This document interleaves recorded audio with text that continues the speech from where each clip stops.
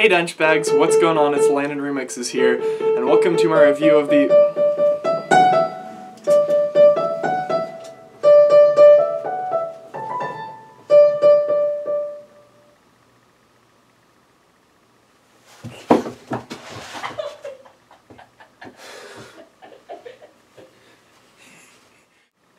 Today I'll be reviewing the second studio EP from the Atlantic Northeastern duo, the Chainsmokers. This one is called Collage. A lot of people have already covered this EP with some really detailed thoughts, so I thought with my review I'd keep it nice and short and sweet with a little presentation made by me, which is basically here to showcase how incredibly simplistic some of the recent Chainsmokers melodies have been. So without further ado, here you go.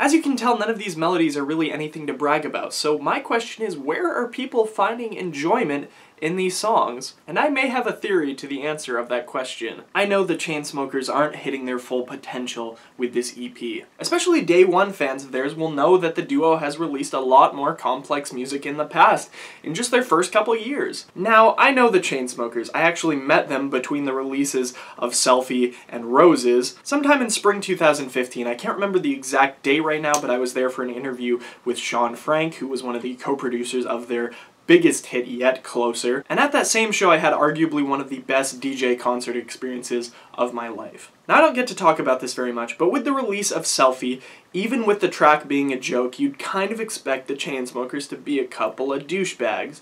But when I met them, they were probably two of the nicest guys in the industry that I've met so far. Two guys, especially Drew Taggart, who felt really honored and privileged to be such a big name in the electronic music scene. Now the thing is, their career in the last year or so has not reflected that at all, so my theory could go one of two different ways. In my opinion, the more unlikely of the two, that the fame has just gone to their heads, or this, that the Chainsmokers, being the jokesters that they are playing one giant April Fool's Day prank on the music industry. Think about it. Their careers launched with the release of a song that was literally a joke, #Selfie, and these last couple years they've just kept the ball rolling with consistently bad music. Except right now the plot is hazier than ever because they are so ingrained into pop music society right now. They just keep releasing hit after hit, and although each successive single is even more simplistic than the last, people cannot stop buying it. And that's why, in a really weird way to me, the Collage EP is kind of genius. The Chainsmokers are simply showing us what the death of pop music looks like, and in that, they are pushing other producers to make even more creative music. And although my theory may or may not be correct, the Chainsmokers are so outlandish that I would not at all be surprised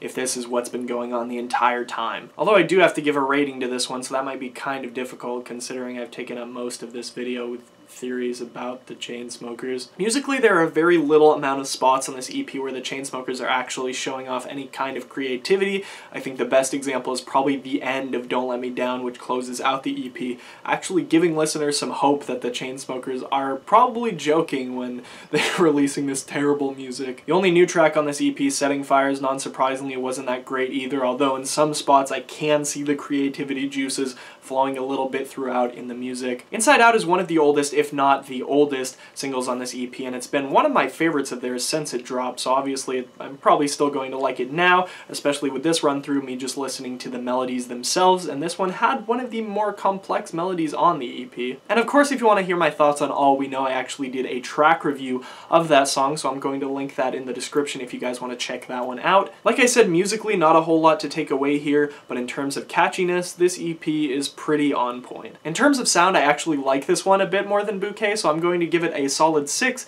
with the potential to get a solid 10 out of 10, but only if the Chainsmokers reveal this to all be a giant prank, and then I will switch the rating in the description over to a 10, because that would make my life. As always, I have the Spotify link in the description, so you guys can go check it out if you haven't already yet. If you have, make sure to let me know about your thoughts on the EP in the comment section below, and let me know if you think that somehow my theory on this one is correct.